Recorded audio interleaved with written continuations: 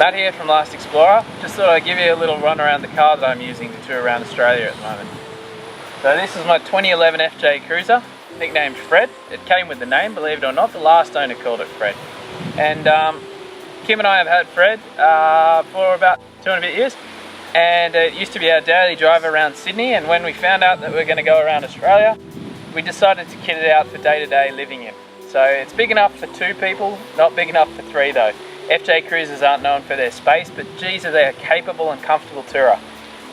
We really enjoyed this truck straight off the shelf. It did come with a lot of things done to it. We did spend a few months putting together a bit more kit. We upgraded to the Howling Moon rooftop tent, which is one of our favourite bits of kit. We put a new Dobinson suspension set through it with a 2-inch lift, adjustable. I built water tanks for it as well as a 12-volt system, and we've customised the back with some drifter drawers and some bits and pieces to facilitate the camera gear that I need on the road, as well as all our food and cooking implements. So it's really comfortable to camp out of, and being a fairly compact and very capable little Toyota, it goes anywhere. It really does. We've had in some silly situations, but it's got itself out of them for the most part. I've owned a few 4-wheel drives, a few Land Cruisers, Patrol, and they're great vehicles as well, really tough built. These little things really hold their own. With a factory rear locker, it's a great bit of kit, and there's not much you can't get for them, to be honest. They're built for the American and Middle Eastern market. The Middle Easterns like the 4-litre V6 in them, which my wallet doesn't. You're towing the boat. But in terms of power, it's got power on tap. It's got big, comfortable seats. It's even got big ass litre Cola cup holders for the American market. Immediately, my favourite thing about the FJ Cruiser as soon as I picked it up was the interior. The big flat dash is quite novel, and people that get in the car are wowed by it. But you know what? When you live with it, it's fantastically useful. It means all the gauges and dials and instruments are tucked up out of the way, and you don't hit your knees. It gives you a bit more space in quite a small cabin, and there's a lot of storage in an FJ Cruiser. The seats are fantastic, the ride quality is nice and cushy, and those big drink holders are great for water bottles on the road. So just behind the front seat here, you'll see I've torn out the seats. I've put in a platform which holds our fridge, as well as our wardrobe and our extra gear. Most of our clothes live in that wardrobe, but the stuff that doesn't have a home sits up there in this sling, which my mum helped me build before we left town. Now this is just made from hardware store materials, but what it means is all the things like your wet weather gear, your hats, Kim's handbag, bits and pieces like that, maybe even some winter bedding that we're not using in the tent, has a home, and it's safely tucked out of the way.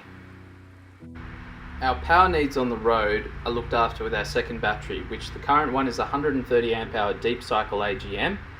This has a inverter attached to it, as well as outputs for USB, cigarette lighters, the lights within the vehicle for camping, and the refrigerator. This is powered straight off the alternator by a Red Arc smart charger, a BC to DC unit, which has a solar input. The whole system has undergone quite a lot of changes since we've been on the road in the last nearly 2 years, as I've had to strip it out for repairs after someone crashed into the car and totaled 3 of the panels. So this has been done from scratch, and what it means is at the moment I've got in the bare necessities, but in the next year I'm planning to set it up for week-long trips off the grid with a 190 amp hour deep cycle battery. Behind the back seats is a water tank. This holds 70 litres, and it's an Australian built flexi tank. The benefit of a flexi tank is that when you suck water out of it, it sucks the air out of it, creating a vacuum, which means that unlike a traditional tank with hard sides that sloshes around when it's half empty, this one's silent. That's great, and when we need water, we simply turn on a tap at the back of the vehicle, which activates a pressure switch on our 12-volt galley pump out of a boat. That pumps water back until we turn that tap off. At the rear of the vehicle there is extra storage for fuel and water, as well as the rear wheel on a swing away on a Kmart rear bar. This bar offers protection in tight situations. Within the vehicle itself, the drifter drawer system takes care of making most of our stuff neat and tidy and out of the way. All our kitchen and cooking gear's in there.